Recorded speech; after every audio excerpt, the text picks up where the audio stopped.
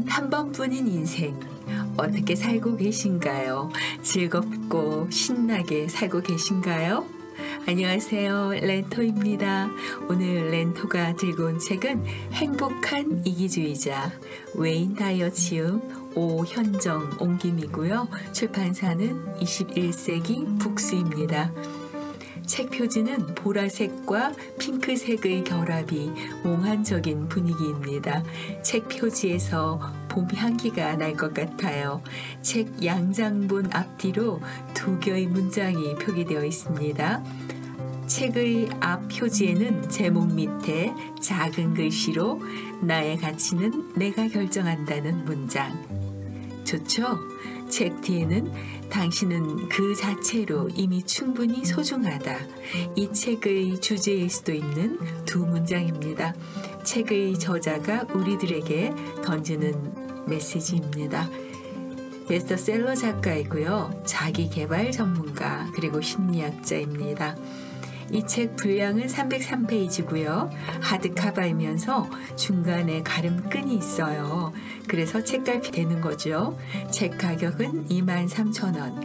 만약 10% 할인 받으시면 27,000원입니다. 만약 이 금액으로 정신이나 마음을 긍정적으로 바꾸는데 도움을 제대로 받는다면 그 가치는 어마어마할 것 같습니다. 그 가치 한번 만들어 보세요. 어떤 분이 그러세요. 렌토가 소개하는 책들이 어렵다고요.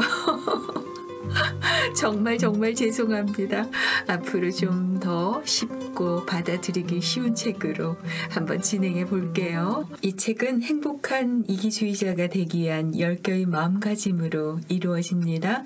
첫 번째, 먼저 나를 사랑한다.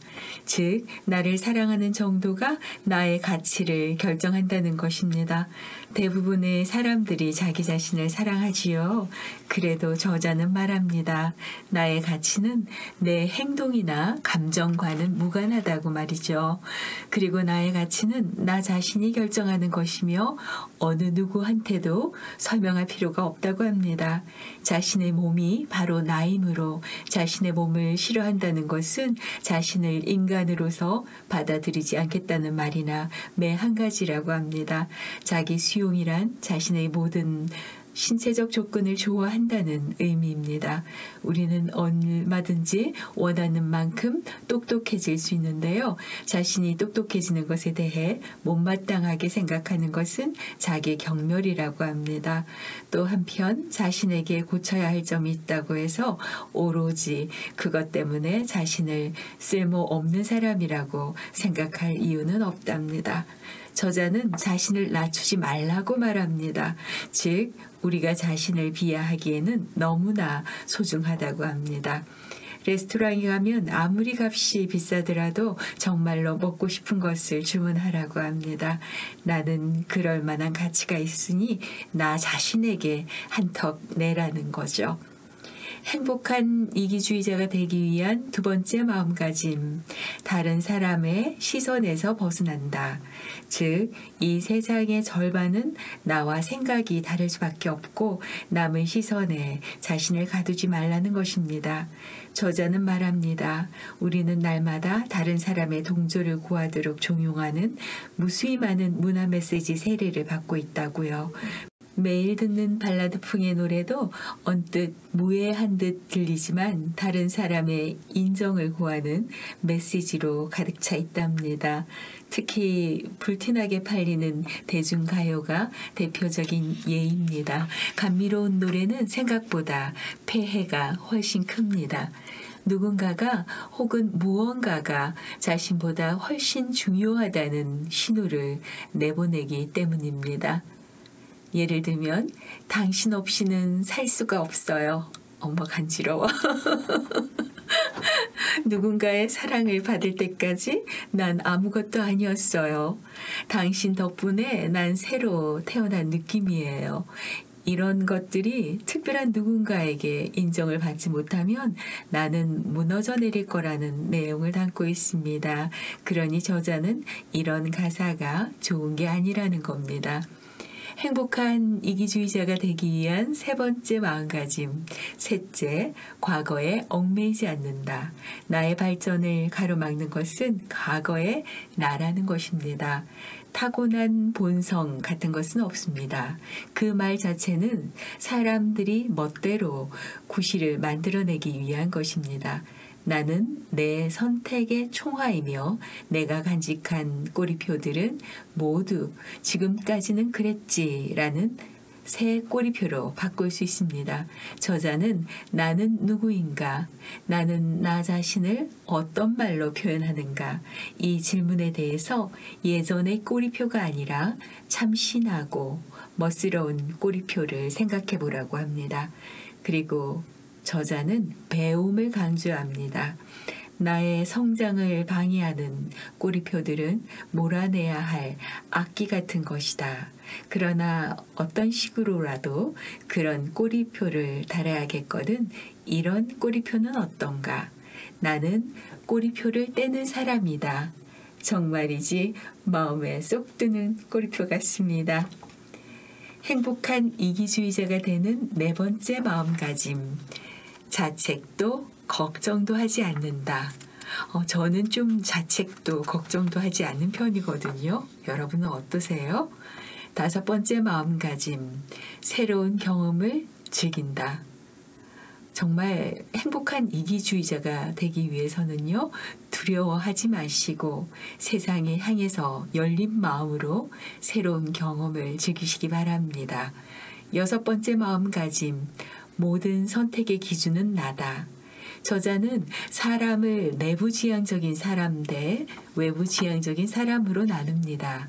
자신의 감정에 대한 책임을 자기 자신에게 묻는 사람이 25%, 외부 탓으로 돌리는 사람이 75% 정도입니다.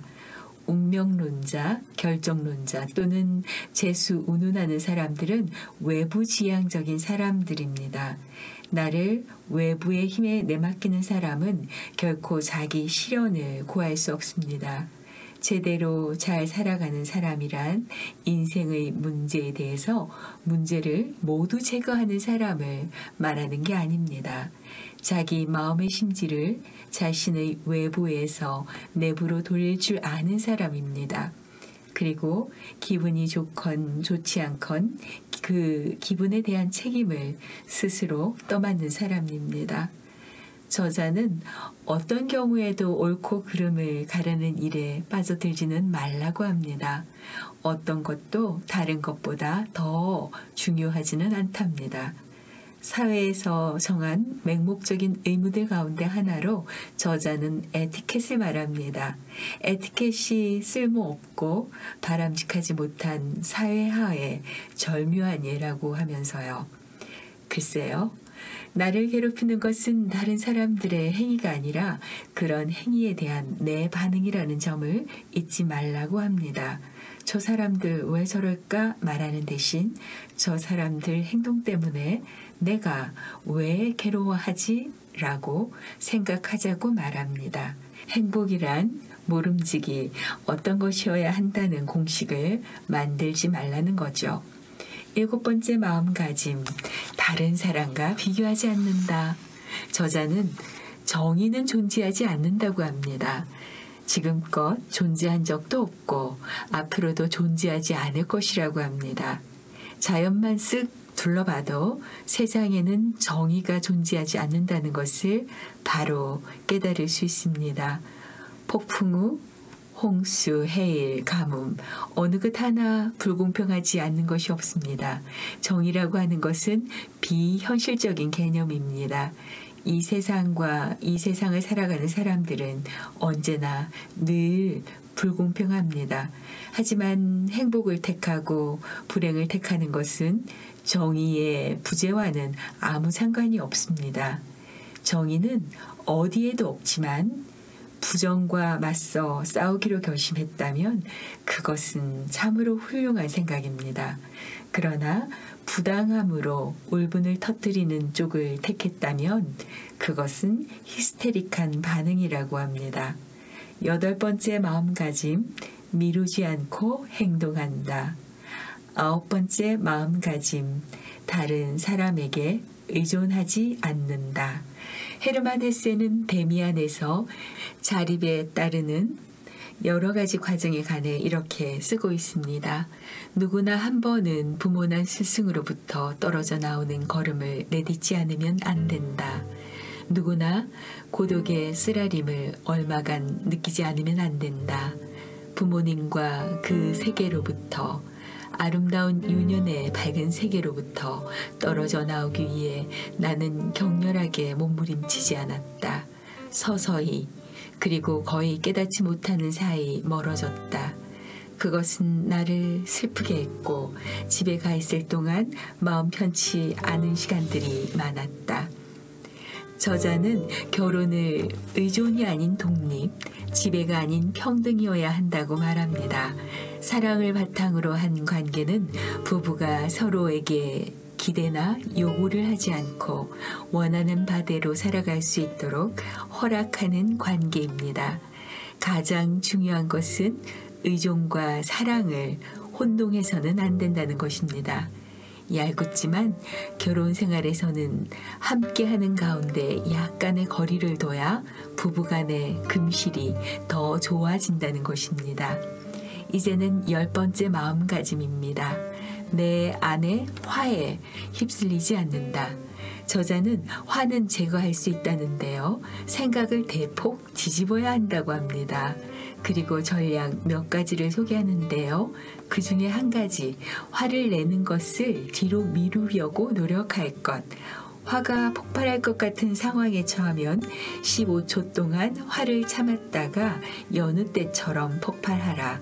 다음에는 30초 동안 참는 연습을 시도해보고 그 간격을 계속 늘린다. 일단 화를 뒤로 미룰 수 있다는 것을 알게 되면 조절하는 법을 알게 된다고 합니다. 단 한 번뿐인 인생, 내 인생의 주인이 되는 법을 이 책은 다루고 있습니다. 자신을 사랑하고 싶지 않은 사람이 어디 있겠습니까?